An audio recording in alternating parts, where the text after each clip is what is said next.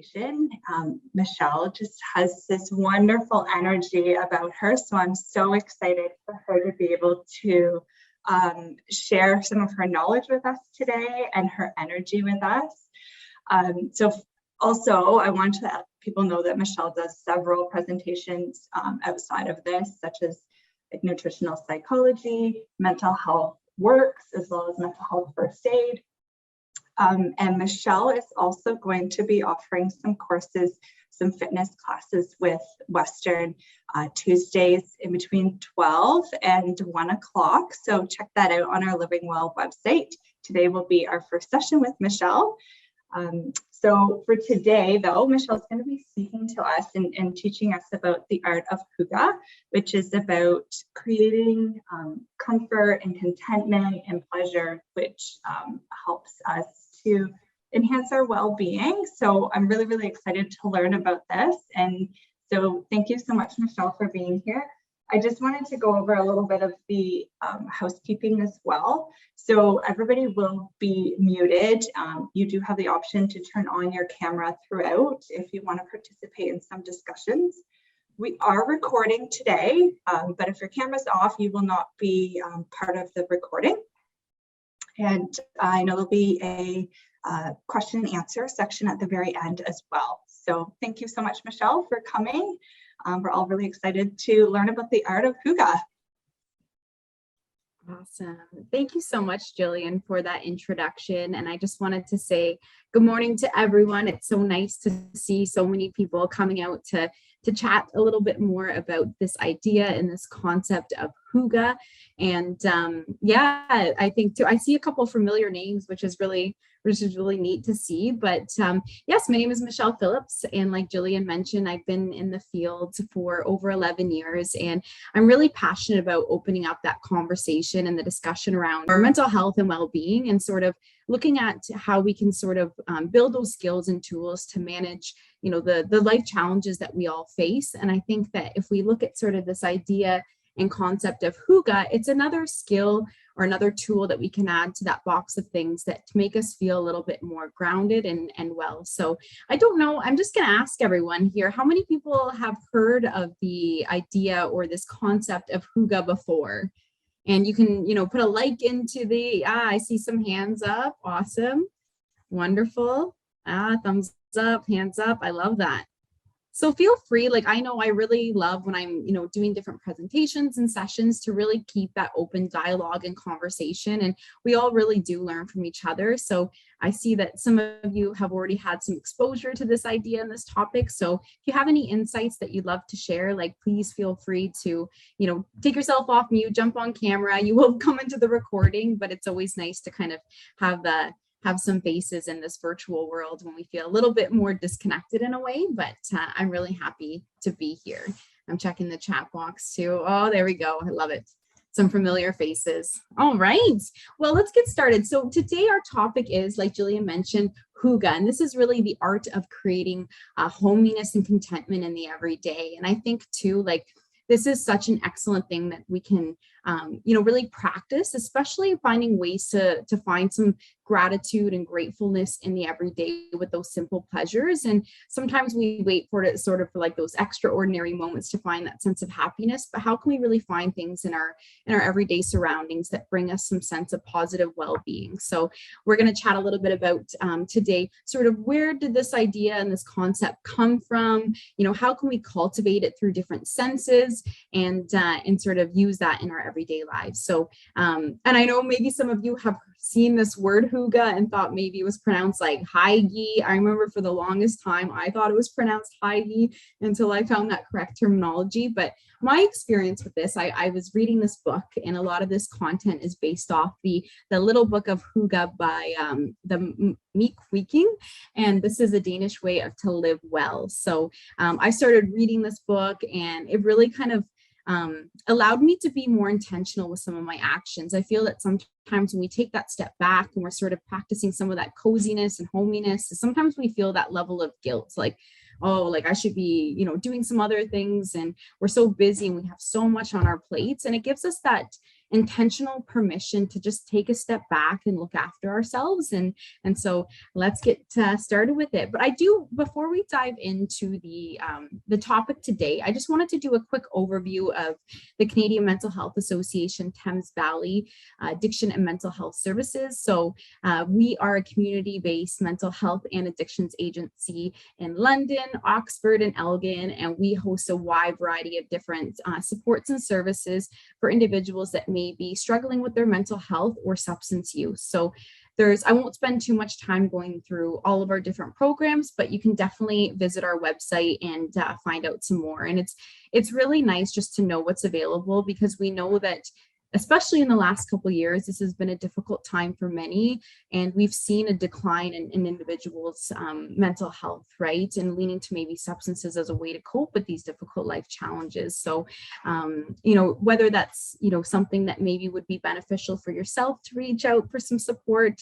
You may know someone, whether that's through, your employment, your work, and your personal life. So it's always nice to know what's available. So, we do have, like I mentioned, a wide range of different services. So everything from, addiction supports to one-to-one case management. We have housing supports, family supports, and I will just highlight our community wellness programs and peer support as well, because each season we put out a program guide.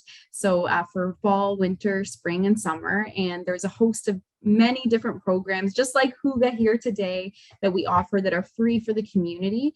And again, all these options to build some skills and connect with others and just, work on things that we can, build to look after ourselves. So we host everything from mindfulness to nutritional seminars to cognitive behavioral therapy, and more social stuff like coffee socials and things like that. Just again, to provide that opportunity for different types of supports. But you don't need a formal diagnosis. You don't need a formal referral. They're just options to connect with in your community that are free, and really great ways to reach out. So I won't spend time going into all that, but visit our website. I will give you a heads up too that we were sort of two separate agencies, so Canadian Mental Health and Addiction Services. And in the last year, we've just amalgamated to make one large agency to break down some of those barriers to accessing services. So we are working on our new website, but you can check out our CMHA to find some of the other programs that I did mention. And maybe I will put that in the chat box here.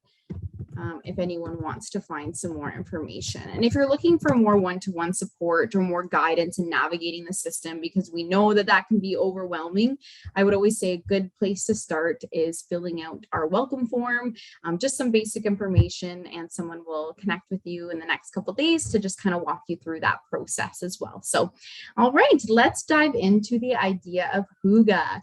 So I'm going to, I had a little slide here to introduce ourselves, but I see we have a very large group, so we would probably take the full hour. So I'm just going to skip that here too, but let's move on. So why Hygge and why now? So Hygge originates from a Norwegian word meaning well-being and is a concept that represents both physical and symbolic dimensions. Okay, so this concept and this term was originated in Denmark.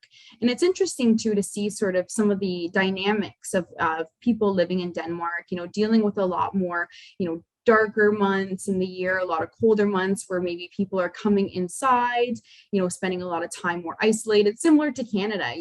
We see sort of the changes in weather and a lot of people having, a harder time in those darker months too, and finding ways that we can still cultivate some of that sense of coziness and hominess and taking advantage of those opportunities. So Hygge is considered an important part of that Danish culture. Like you'll go to coffee shops and they have such a Hygge theme to all of that. It's very embraced in sort of all different aspects in their culture. And it plays a key role in the happiness and well-being levels of individuals living in Denmark. So, and if we look at sort of, the happiness levels in Denmark, it's considered one of the happiest countries in Europe and around the world, ranked second happiest country in the 2019 World Happiness Report. So obviously, I mean, if this is something that's so embraced in their culture, there's something right going on there. So maybe how can we kind of take that idea and bring bring it into our lives, here. So it's a key element of Hygge is finding that happiness in the everyday, especially within your home environment. Okay, so of course, home looks different for everyone, but definitely a lot of times people find that they feel the most Hygge vibes in their homes. So, and this could be, a helpful way. You think about the last couple of years, we've definitely been maybe more isolated and spending a lot more time at home, whether that's working from home or, whatever restrictions that are preventing us from getting out too. So, this is again a tool that maybe can help manage some of the changes in isolation that we feel during COVID. And I really love this quote here from the book. If anyone's interested, it's an excellent, fun little read that gives you recipes and ideas, crafts and things like that, cooking, like all sorts of things that can really bring that Hygge atmosphere to your homes. But I love this quote from the book. And Hygge is about giving your responsible, stressed out self a break, just for a little while. It's experiencing happiness and simple pleasures and knowing that everything is going to be okay, right? So it's really sort of, again, like I mentioned before, giving us that intentional permission to take a step back from all the stuff that's going on in our lives. And I know we've got a lot on our plate, whether that's, managing our workload, managing kids, having school from home, all of our other responsibilities and just taking that step back. And it's definitely that sense of self-care that we're giving ourselves. So again, it's giving us that permission just to take that time. And, I think that more that we can put some more language to this idea, the more that we can sort of validate the experiences that we have. So, those times when we're on our couch and we're feeling like we just want to curl up and get cozy, instead of being like, oh, I'm just being lazy, we can be like, no, this is my Hygge moment. And this is the time that I'm taking, this space to look after myself and my well-being. So you can start to use the Hygge term every day. I love it. Take little moments of Hygge every day. I would definitely recommend that too. So a little bit more, what is Hygge? So majority of Danish people report experience Hygge the most at home, like I mentioned. Social support is an important element of Hygge as well too. So really that connection with others is a big piece of that. And they say that, the smaller the group, like, 4 people, for example, is more Hygge than maybe a large crowd. So it's about having those intimate connections that can have that meaningful like conversation and connection with others. It's very humble, slow, rustic, and it's all about atmosphere. And we're going to chat a little bit about that, how we can maybe set up our atmosphere to sort of embrace that. And I hope that some of you, like, if you're at home, if you're at the office, grab a cup of like warm tea or coffee, throw a blanket on, whatever you have to do, because this is all about Hygge today and this morning. So this is your permission just to get comfy and cozy. If you want to take your laptop, go lay down on the couch, whatever you need to do. But it's about, again, that humble, slow, rustic experience and appreciating the simple pleasures in life, right? And it has 5 dimensions, and we're going to look at all those dimensions and kind of chat about that too. So taste, sound, smell, feel, and sight. And this is another quote that I absolutely love, because if this doesn't feel Hygge, I don't know what is. But Hygge is wearing your pajamas and watching Lord of the Rings the day before Christmas. It is sitting in your window watching the weather while sipping your favorite tea. Doesn't that just sound so lovely? And our Hygge moments are going to be very unique and different for each one of us, because we know sort of that symbolic piece and that nostalgia definitely plays a part in sort of that connection to this idea and this concept too. Okay, so I'm gonna just throw out a little question, and maybe we can use the chat box, or if anyone wants to come on mic too. But Hygge can definitely be kind of worded to hominess, is considered that Canadian equivalent, right? So I'm going to ask you all, what does hominess mean to you? What are some concepts, or what are some like key elements that make it feel like hominess? So if you want to throw it in the chat box, if you want to come on mic.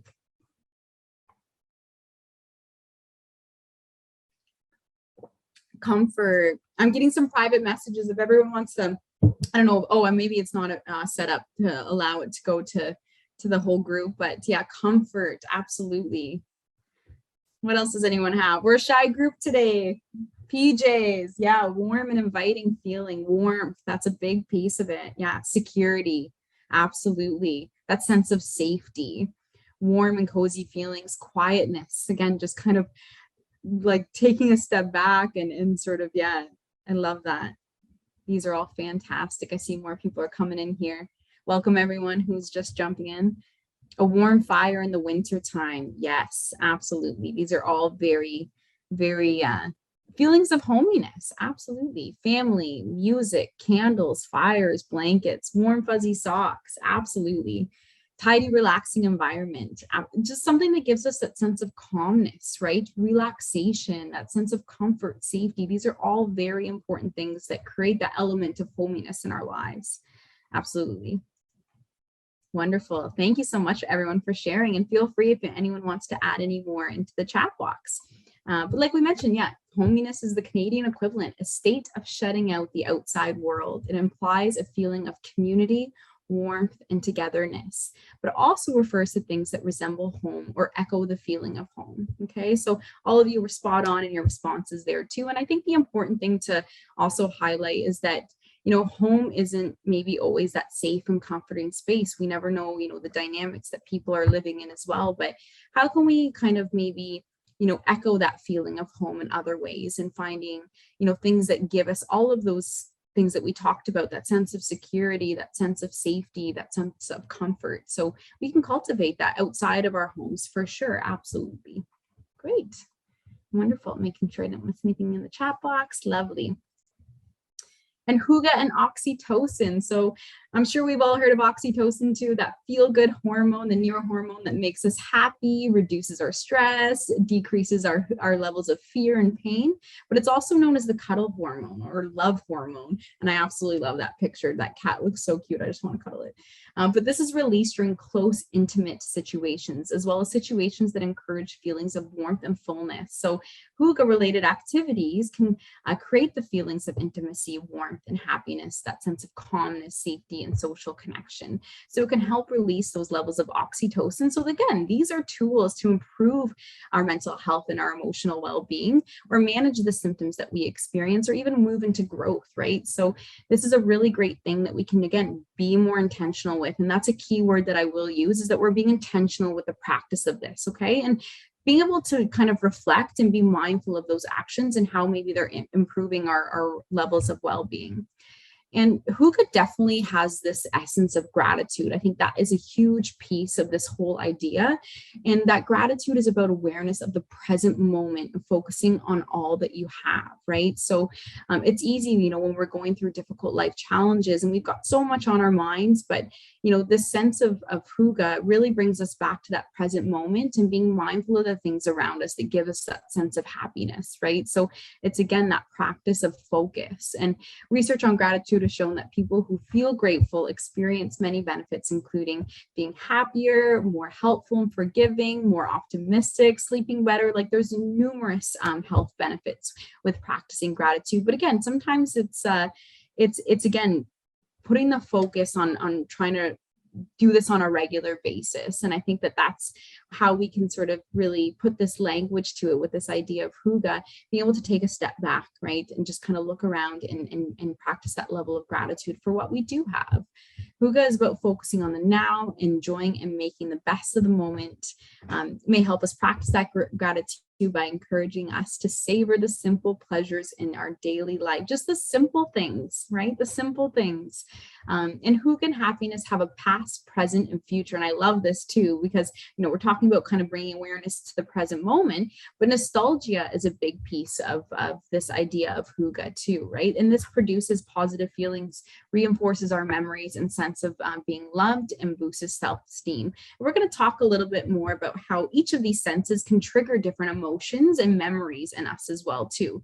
So we can kind of set ourselves up, and I know we can't always control the emotions that we do experience, but we can sort of, maybe put ourselves in a situation that can promote certain emotions that brings us back to maybe past moments where we felt really happy. We felt that sense of contentment, that sense of safety and security, all of those wonderful things that we talked about too. So, and this little quote, another one, I have lots of quotes that I love to pull out. Happiness consists more in small conveniences or pleasure that occur every day than in great pieces of good fortune that happen but seldom, right? So, sometimes we're chasing we're working so hard to get to that vacation or that time off, and really kind of focusing on how we can practice that that focus on just the simple conveniences in our everyday life so that we can improve those levels of happiness and well-being. Okay, so that's really kind of the idea and the concept of Hygge. And they like to talk about in the book about having this manifesto. So this is something that maybe you can, put up on your wall or remind yourself, when you're in situations too, all about sort of the atmosphere, turning down the lights. And Hygge's very much about sort of, again, slow, simple, rustic, dim. So a lot of Danes, so the Danes burn the most candles in the whole world. I forget how many kilograms of wax they burn a year, but they usually have about 3 or more candles going at a time. So, maybe if you're not into burning candles, like the LED candles or like lamps or things that without that bright overhead light, but really kind of dimming the atmosphere down, especially in the evening, again, getting cozy in that environment. Present, so be here in the now. So again, really practicing, it's got this element of mindfulness as well. So really, again, bringing our attention to that present moment that we talked about. So kind of turning off some of those distractions that disconnect us from the ability to be there. Pleasure, Hygge's all about pleasure. So enjoying those savory moments too, with coffee, chocolate, cookies, cakes, candy. Like it's all about sort of indulging in sort of the pleasures of food and taste, and again, in moderation, right? Hygge doesn't dismiss necessarily, healthy lifestyles, and being a nutritionist, I think it's important to kind of take away those labels of good foods and bad foods, but it's about, again, enjoying that moment. We know that food brings such a social element to our lives as well. So having that sense of enjoyment in that piece. Equality, we over me, so share the tasks and the airtime. So again, really about that collaboration and connection and deep, rich conversations with the people that are close to you. Gratitude that we talked about, take it in. That sense of harmony, so it's not a competition, again, that equality and that common connection. Comfort, get comfy, so pull out the big fuzzy socks, the blankets, the hoodies. They say the higher the bun, the more Hygge. So whatever hairdo you have, it works too, but get comfortable in any way that feels good for you. Truce, no drama. Let's discuss politics the other day. Togetherness, that big element as well, and that sense of shelter. So the place of peace and security. So these are really important components that make up this idea of Hygge. Okay. So I'm going to dive into some of the dimensions next. Does anyone have any questions or thoughts so far? Anything that they would like to add? No, we're good. Awesome. All right. So let's dive into some of those dimensions and sort of our senses and how we can use that. So let's start off with the taste of Hygge. So the taste is an important element of Hygge because Hygge-related activities can often involve eating, drinking something, right? So if you think about any social gatherings or environments that you're in, there's always food, right? There's always food sort of incorporated too. So you can see how that can be a really important element of that whole manifesto that we just talked about. So some Hygge-related tastes are familiar, sweet, and comforting, right? So again, we're all going to be very unique in what makes up all 3 of those in our experiences. For example, to make a cup of tea more Hygge-like is to add honey, right? Or to make a cake more Hygge-like, add some icing.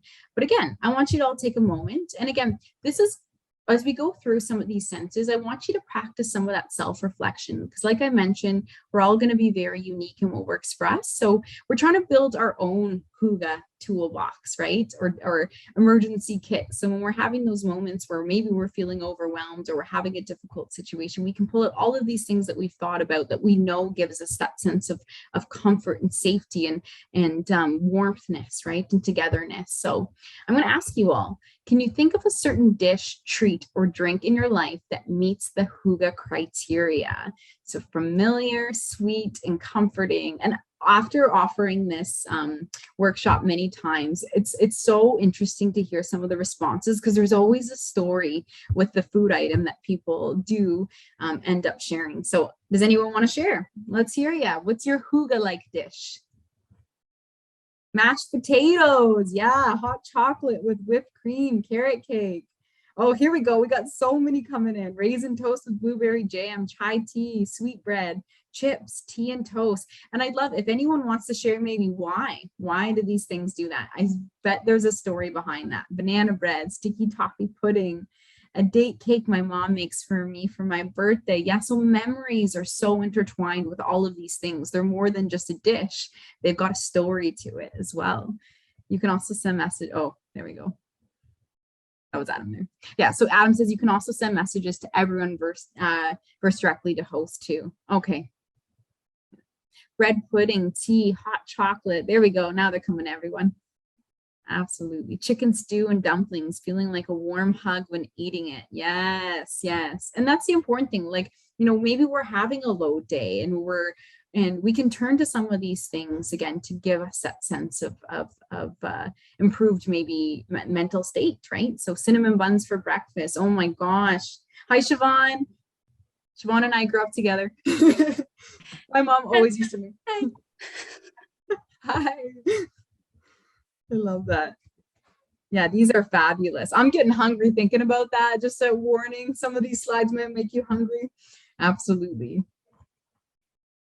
Perfect. Chai tea, the spices remind me of warmth of Christmas, brings nostalgia feelings. Absolutely. And Christmas is like one of them, like one of the top things that people always relate Hygge to. I'm going to show you some stuff afterwards, but these are all fantastic. Absolutely. Absolutely. Thank you, everyone. All right, let's talk a little bit about smell. So smells like Hygge. What makes a smell Hygge-like differs from person to person, like we've talked about. And this is based on our unique experiences and preferences. And in the next couple of slides, I'll kind of show the strong connection between smell and what happens in our brains. But a common element of all the smells of Hygge is that they remind us again of that safety and being cared for. So the smell of cooking, the smell of your favorite blankets, or the smell of a certain special place can be examples of smells that signal us to let our guard down and to relax. It has a powerful connection on our stress responses in our brain for sure. And Hygge smells are smells that remind us of the state of mind when we experienced when we felt comfortable and secure, like we talked about. So I know I'll share mine right here too. I have a twin sister, and growing up, my mother used to read us Harry Potter. Okay. And her hair always smelled so good. And she'd have this pillow, and we would always cuddle up with her. And I just love the smell of that pillow because it reminded me of all of us getting like cuddled up and reading Harry Potter as a kid. And it's such a vivid memory that comes back to me. So it's just, it's interesting how some of these things can really kind of trigger a different emotional state in our responses too. So like the power of smell, it's very strong. And we can use fragrances as a tool to create that psychological state of mind that I mentioned. So, and it's quite quick, that response. The memories attached to an aroma can help you relieve positive associations linked with the people and places of your past, and vice versa, right? And that's why a lot of, I know even our agency is scent free, because we know that can be a very strong trigger to an emotional response or a situation. So we can use positive smells that give us all of those things that we've talked about to our advantage, right? So the nose knows. Smell and memory are closely linked. So what happens is we have the olfactory bulb, and this is in the front of the brain, and this sends information to our processing hub. So that the direct link, the strongest connection, is to our amygdala, and that's the part of the brain that holds all of our emotional responses. So you can see how that direct signal is going to have such a strong communication, right, to that part that releases the feelings and the emotions that we can experience. So I'm going to ask you, what smells for you? I shared mine. But what are some of your smells that remind you of all those things that we talked about? Security, warmth, safety, being cared for. Fresh bread. Was that your smell or was that your food? Because that's both. But keep in mind, a lot of these can overlap for sure. Wow, a lot of pine trees, cookies, baking, canvas tent. That's interesting. Yeah. Cedar, fresh baking, fresh mowed grass. Oh my gosh, yeah, like I love to hear all the stories. Like, if we were in a smaller group, I love storytelling because that is such a part of Hygge, is just like that nostalgia and sharing memories is so cool. Clean laundry, the smell of rain, campfire. Oh my gosh, and even thinking about these things sort of puts you back into those memories. And don't you just feel better like thinking about some of this stuff? It's so wonderful. Smell of rain. Yeah, open your windows today. Get the Hygge smells in. Campfires in open water, burning wood, absolutely. These are fantastic. Right. And even think about that too. Like we have to be realistic with our environments now and all of these things, maybe we don't have access to that campfire, at the moment. The winter fires are awesome too. But, maybe there's like a candle or like an incense or like something we can put on the stove that kind of mimics that smell too, to help kind of cultivate those senses of well-being and happiness. And one thing that I find is a big smell for me that brings back so many memories of like being a kid was putting oranges and cinnamon with some water, like, and boil it on a pot, and it just fills the whole house. And it's just honestly like I'll be working all day and have so much on the go, but just having that smell in the background helps like brings that sense of relaxation and grounds me in that moment. So it's really cool how we can use, again, these simple pleasures as a way to promote levels of well-being. I love that. A new book. Oh yeah, like I could smell that right when you said that. It was Kyla. Yeah, I love that. Wonderful. Smell of fall. All of these wonderful things. Great. All right. And this is kind of what we talked about. Have you ever had a smell? Have you ever smelled something that takes you back to a time and place where you felt safe, or smelled something that more than a memory gives you a flashback of how the world used to look when you were a child? Yeah. So definitely all of these things that we chatted about.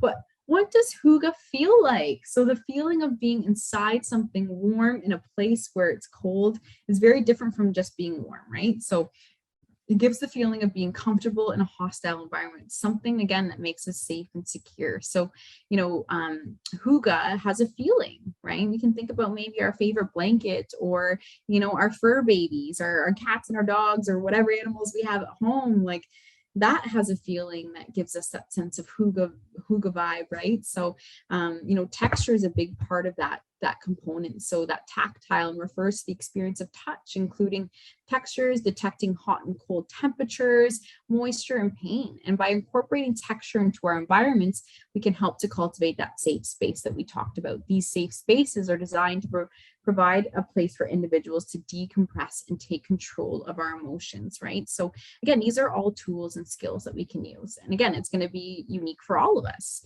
We talked a lot about how hygge has that element of togetherness and connection too. So not only just texture and feelings of like soft blankets and all of these things around us, but also that human touch and how important that is to our levels of well-being. Touch is not experienced as a single physical modality, right? Our skin contains receptors that elicit those emotional responses. So it's a direct connection to our emotional response, our amygdala in our brain that we talked about.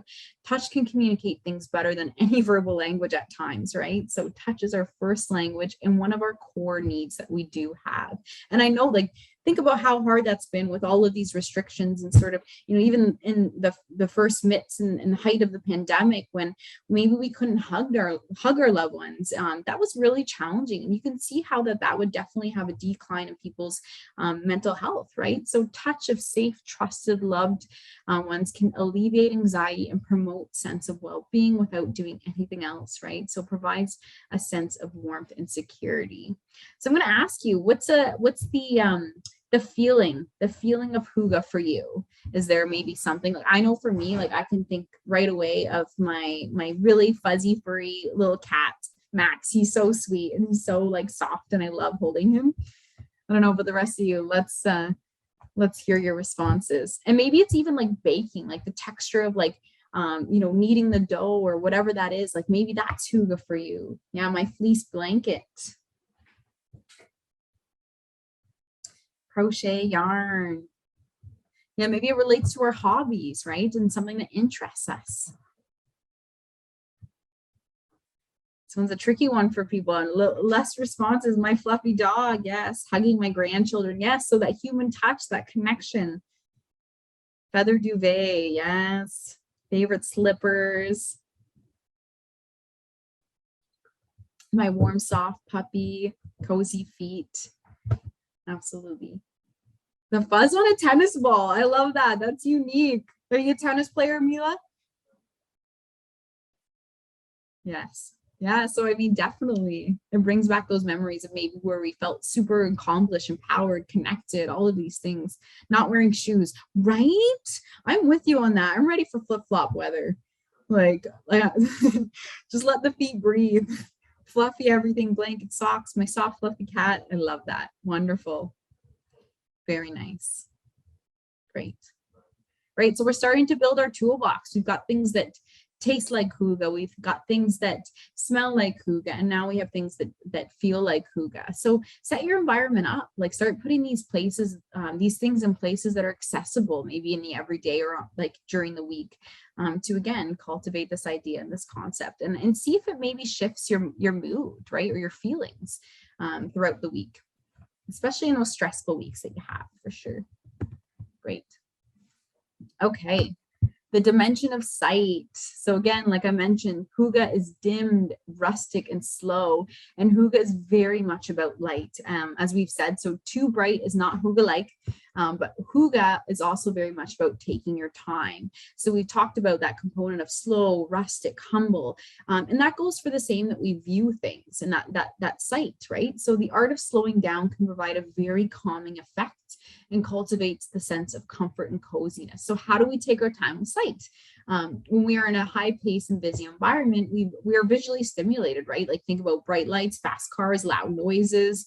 You know, does that make us feel very like comfort and relaxed? It might make us feel energized, but hygge is very much the opposite, about slowing down, right? So we can accentuate hygge through sight by viewing very slow movements of things. For example, gently falling snow, lazy flames from an open fire, the slow trickle of the rain, right? Like there's many things that we can do to kind of see that slow like movements in our everyday.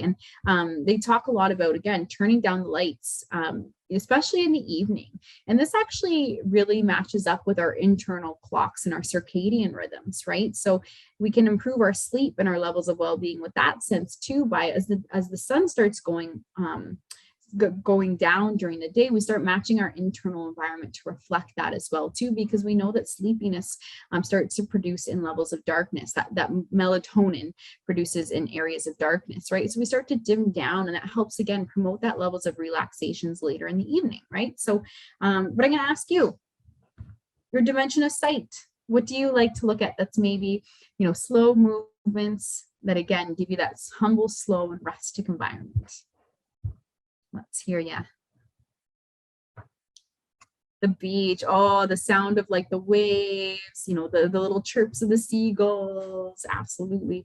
Moon stars, snow falling, sunsets, yeah, the sunset, yeah. Incandescent Christmas lights. Oh my gosh, Christmas time is such a hygge time. It's like filled with everything hygge. Campfire, blue sky, trees watching the leaves blow in the breeze. Oh my gosh, that sounds so relaxing. I love this. See if I missed any more there. These are all fantastic. Right. And so maybe again, we don't have access to this, you know, all the time, but how can we maybe bring some of those elements in, even in our workplace? Like, can we have maybe like, you know, a background on our screen, right? Or a picture that kind of mimics that, or maybe we have like little LED lights that add that comfort. You know, I know for me, I always like to light a candle. Funny story, actually, though. I lit a candle one time in a session. I leaned over and my hair caught on fire, if you can believe it. But so maybe don't have it close, but nearby. But having things that we can, you know, incorporate into our elements that are realistic, that work for us, that can still bring these little pieces. So great, awesome. Thank you, everyone. Right, and we know that that visual sight can definitely affect how we think and how we feel, and influenced by, you know, our how we interpret and seeing things too. So exploring this connection in a non-threatening activity is a great way to develop some of that self-awareness. So another thing too is that maybe we don't always have these like, you know, physical things that we can view, but we can also use things like visualization or guided imagery to help set the scene and the tone too. So when we do this hygge workshop, like over a 5-week period, and we kind of break down the senses a little bit more in detail, we do like this guided imagery of this like cabin in the woods, and you're outside and you see the contrast from like the harsh, you know, the harsh wind and the cold temperatures, and coming inside and you know, having the fireplace on and all of these things, and that feelings of warmth, just visualizing that, using that as a tool to kind of, you know, promote the interpretation and of sight can be a really great way to, again, mimic this idea of hygge. So there's many ways that you can get creative with that. Okay. All right. And I think this is our last one. I forget. I was like, did we go over the dimension of sound? So when we listen to natural sounds, it's found that the impact on our flight or fight function in our nervous system is similar to when the brain is resting. So specifically, natural sounds has a really big positive impact on the way that we feel. So when listening to natural sounds like nature, right, our brain connectivity is reflected outward and focus attention. And you can think about when we're feeling anxious and stressed. A lot of times we're living in our head, right? So to be able to kind of expand that into the outer world can be a really great way to, again, reduce some of that stress response that we do have. So focusing on natural sounds, again, whether that's, outside or at home with the crackling of a fire, or the bubbling of the stew on the pot, there's many ways that you can cultivate that natural sound in our environments. When we listen to artificial sounds, our brain connectivity reflected inward, right? So there's more of a focus and tension inwards, and maybe we can get kind of consumed by some of that internal dialogue that we do have. I thought that was a fun point to kind of look at there, but just keep that in mind, maybe finding ways that you can promote natural sounds in your environments. All right. Oops. Okay. And I was going to ask, what about the dimension of sound for all of you? What sounds make you feel very hygge-like? Birds. Yes. You know what? I heard more birds like chirping in the morning the last couple of days, and it made me feel like so hopeful and like springtime and waves, water, rain, skates cutting on ice. Oh, I love that one. Babies laughing. Oh my gosh, so fun. Rain in the forest, beach waves or piano, my cat purring, always the lake and ocean. Yeah. Walking on leaves. Oh, and all of these things, like, you think about all these sounds, and they definitely can incorporate that sense of smell and sight and all of the other dimensions and elements. And it's interesting because seeing a lot of the responses, a lot of them have been different for each one. So we're getting a really cool, like, diverse range of different things that work for us. Walking on leaves, gentle running water. Absolutely. Talking about all this is just making me feel so nice and happy and cozy inside. I hope for all of you too. I love that. Thank you, everyone. And just like we talked about, so when we consider hygge dimension of sound, we're really trying to focus on the absence of sound. So sort of all that noise pollution that we have and all those artificial sounds around us. So it helps to enable us to hear the natural sounds in our environments, again, like crackling of the fire, the wind blowing through the trees, or the rain on the rooftop, kitty purring, the creaks in our home. So all of these little things that kind of maybe can get flooded out by all of the artificial sounds in our everyday life. So it's, again, shutting things off, like taking that slow, humble, rustic approach. Okay, so let's talk a little bit about things that maybe are considered hygge-like, and we've already come up with a list, in the chat box of all of these different areas too. But what do Danes associate with hygge? They did some surveys to figure out what people find is the most hygge-like. And you can see at the top, hot drinks, candles, fireplaces. Christmas is way up there. Board games. I remember when I was first reading the little book of Hygge, and it was when Queen's Gambit first came out, and it was around Christmas time, and me and my sister would like go into the pantry and find whatever we can and make like a little cake. We'd set up the chessboard. We'd have, she inspired us, the Queen's Gambit inspired us to play some more chess, and we'd have the Christmas tree on and have some of our homemade cake that we made out of whatever was in our cupboard. And it was so hygge, but we knew going into that, we're like, let's have a hygge night. And we were really intentional about that. But again, all of these cozy, nostalgic memories that can be added to our sort of memoirs, right? Board games, music, holidays, sweets and cake, cooking, books, Sundays, birthdays, television, stormy weather, alcohol, pets, parties, plants. You can see like all of these things lower on the list: computer games, sports, Facebook, right? Things that maybe just disconnect us from that present moment or really promote that level of like vigilance and arousal. It's about slowing down when we think about things that really embrace that idea of hygge. Okay. Oh, I do have I have my stats here for European Candle Association reported that Denmark burns more candles per head than anywhere in Europe. Each Dane burns around 6 kilos of candle wax a year.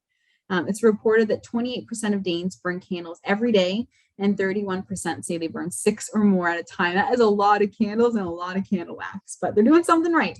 So, and whether or not you want candles, LED ones are fantastic too. All right, and home is the Hygge headquarters. So of course, like I mentioned, most people feel Hygge at home, but you can experience Hygge outdoors as well. All of these things that we've heard sort of on the list have elements of being in the outdoors and in those experiences. So how can we cultivate it maybe more at home? A Hygge krog.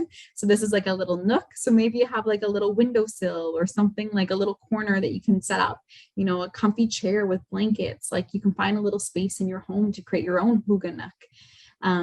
Fireplace could be on the TV or on the computer, candles, things made from wood. So really those natural elements make a big impact on the atmosphere. Nature, having lots of books, ceramics, tactiles, vintage pieces, blankets, and cushions. So these are just some ideas of maybe some physical things that you can do. But as you can see, we can cultivate all the senses and have different activities that embrace that too.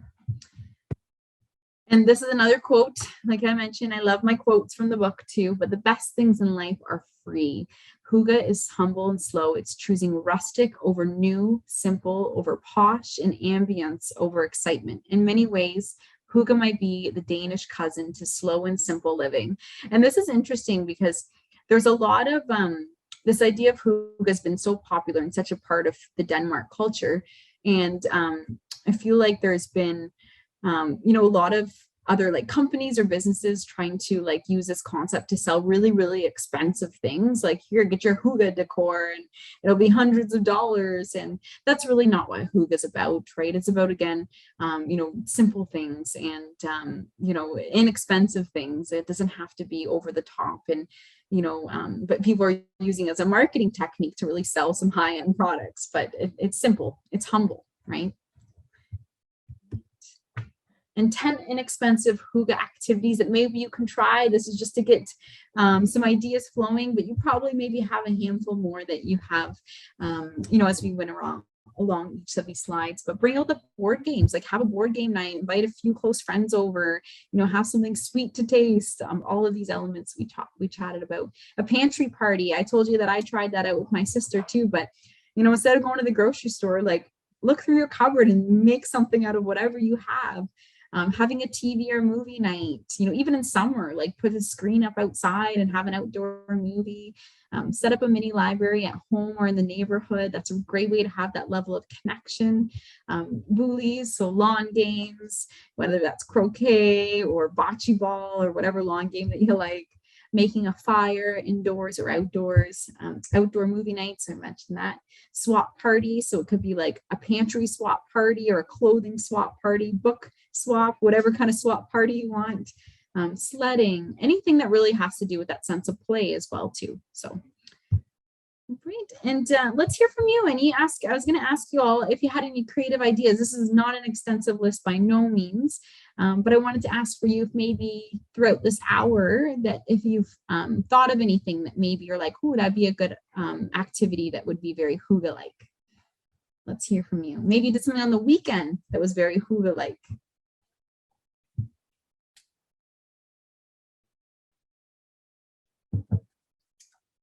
Gardening, yes. Doing a puzzle.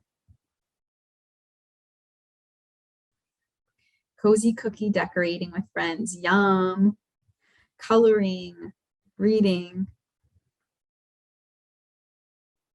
Love this. Yeah, keep writing them in. And you can see too that these are things that we can do in the everyday. And whether or not we set aside an hour or 2 hours or 5 minutes, if we can sort of take the time each day to just kind of focus on these simple pleasures that we have, again, we can see how that can improve our levels of happiness and well-being. Nap, yes, love it. At the cottage outdoor fire, playing in the snow, journaling, I love that. Reading, yes, thank you everyone.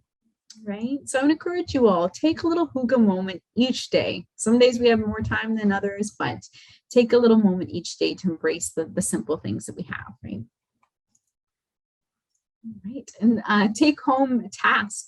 You can make your own Hygge emergency kit. So all of these senses that we talked about, like maybe you can make sure, like if you have like you can have them all on hand or kind of stowed away in case there's a day where you're feeling a little bit more overwhelmed, or it's been a tough week, or whatever that is. It's been a challenging chapter in our lives, but we can lean on this maybe emergency kit to pull out to, again, promote all of those things that we talked about. So, you can get creative and make your own candles, favorite book, jam, comfy pair of socks, warm clothing, cozy blanket, music, quality chocolates, tea, favorite TV show or movie. I guess that's all on Netflix now, right? Favorite letters or of cards. I love that one. How many people keep like old cards or like, have photo albums? We have everything on our digital devices now, but having some of that like, physical stuff to look at is so nostalgic. A notepad, paper and pen, photo album, like all of these things. So that it's going to be unique to you, but make your own little Hygge kit, or make a little spot in your home that is your Hygge space, whatever that looks like, or outdoors. Get creative. The world is your oyster in this sense. So you can have fun with it. Right. And just a couple closing statements here too, but Hygge is everyday happiness. Hygge gives us the language, the objective, and the methods for planning and preserving happiness, and for getting a little bit of it every day. And I love this too, because again, going back to that word of intentional, right? We want to make sure, again, that we're intentional with these practices, and we make it a part of, like, little pieces of our day if we can, but also too, it gives us the language. Like, again, the more that we can have a vocabulary and really describe the things that we're doing and why we're doing them, the more power that we have with ourselves, and the more that we take that personal responsibility too. So, set some time, and you can call it self-care, you can call it Hygge, whatever it is for you, but I hope that you take some time too. And I'm going to ask you all, what is your Hygge intention for the week? I'm going to ask you if you can set a Hygge intention for the week, small, big, whatever that looks like for you, but think about one thing you can do to add sense of warmth, coziness, and contentment into your daily life. So if anyone wants to share, feel free. I'd love to hear your Hygge intentions.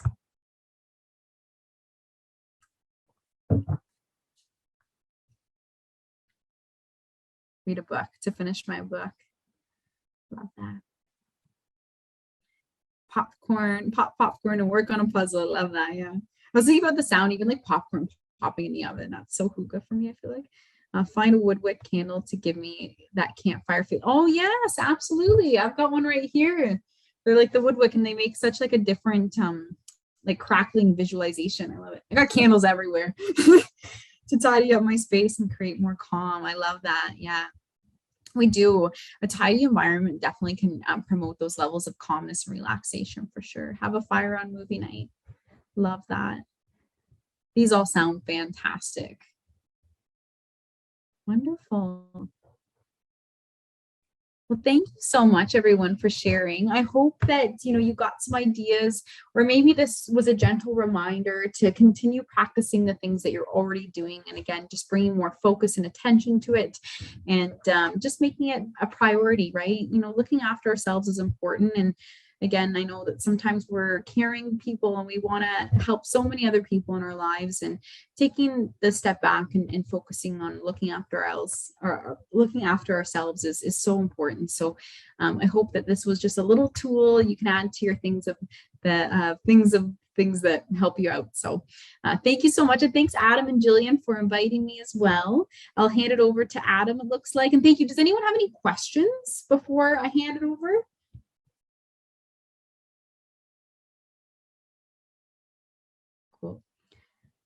You're welcome, everyone. And thank you. I was going to also remind too, Tuesdays from 12:10 to 12:50, I'm going to be joining anyone who would like to join for a mobility class. So we talked about doing different group fitness classes for everyone, but I think the majority of the vote was for mobility. So we're starting off with that, but I'll be there in an hour and a bit. If anyone wants to come and stretch it out, we're going to be focusing more on hips today. Okay, and that's going to be kind of our focus, and we're sitting a lot at our desks. So some hip mobility, we're going to work our way from the bottom and go up to our hips. We're going to do a little bit of upper body, but we'll focus on that. Oh, someone asked me, Adam, too, how can we access the mobility class? would they reach out for you for the link or? Yeah, so if they go to the Living Well at Western page, it's there. It's also on the Western calendar and the wellness calendar. Yeah. So just some questions might be coming in here, but I just wanted to quickly thank Michelle on behalf of all of Western for taking time out of your busy schedule to share one of your many passions and teach us about Hygge. Personally, I thought it was great to learn about a new topic in the realm of wellness, and also for encouraging us to embrace and incorporate those Hygge moments into our everyday lives by being intentional to enjoy those simple pleasures in life, and also kind of to take care of ourselves. And I love the fact that it incorporates other wellness ideologies like gratitude and mindfulness and self-care. So hopefully you will be back to either give us another talk on some kind of wellness topic, but we're very excited to also be able to join you for the mobility class. So again, that's every Tuesday from 12:10 to 12:50. Those sessions will be recorded. So if it doesn't fit with your schedule, you can always tune in afterwards for the recording. And I'd also like to thank all of our participants for attending today's session. And as part of the internal wellness rewards program here at Western, employees that participate in wellness events will receive a participation code. You will receive wellness points after submitting the code through the MyHR portal, and you'll automatically be entered into our weighted monthly draw to win some prizes from our great internal partners such as the bookstore, Great Hall Catering, Hospitality Services, and Mustang Athletics. And the code for today's session is Hygge22. And if you're unfamiliar with the program, I'm just going to do a quick screen share so you know how to enter that in. So there's today's code. So you'll log into My Human Resources, and once you navigate to the My Human Resources page, we used to have just a benefits tile in the upper right-hand corner. That's now benefits and wellness. And what you're going to do is you're going to click on that, and it's going to bring you to this page, and it will probably default to benefit summary. So on the left-hand side, you're just going to click on the Wellbeing Rewards tab, and it will bring up this screen. Type in today's participation code. So again, it's Hygge22. Click on the Submit button, and it will update the number of reward points that you have. And if you attend Michelle's mobility session, at the end of every class, there will also be a code. So thank you again for everyone that attended, and thank you to Michelle.